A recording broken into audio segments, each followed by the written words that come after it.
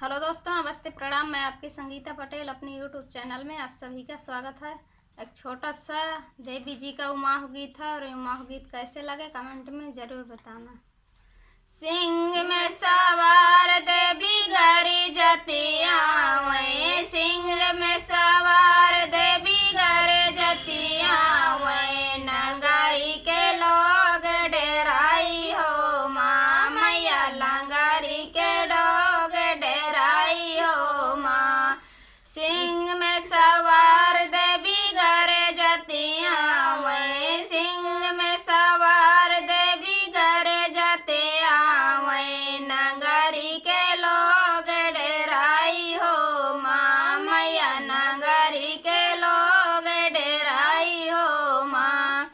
एक न डेराए कुम्हारा का बेटा, एक न डेराए कुम्हारा का बेटा मैया, एक न डेराए कुम्हारा का बेटा, कल साली आए चला आए हो माँ मैया, कल साली आए चला आए हो माँ। सिंह में सवार देवी गरे जते आवे, सिंह में सवार देवी गरे जते आवे, नगरी के लोग डेराई हो माँ मैया, नगरी के लोग डेराई हो माँ।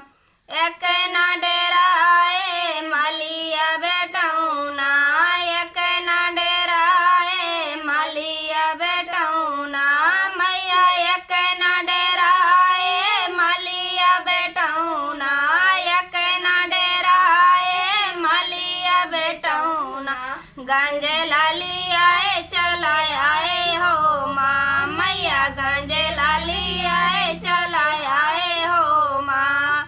सिंह में सवार देवी गरे जाते आवे, सिंह में सवार देवी गरे जाते आवे, नगरी के लोग डेराई हो माँ मैया, नगरी के लोग डेराई हो माँ। एक न डेराए सोनारा बेटौना, एक न डेराए सोनारा बेटौना मैया, एक न डेराए सोनारा बेटौना, एक न डेराए सोना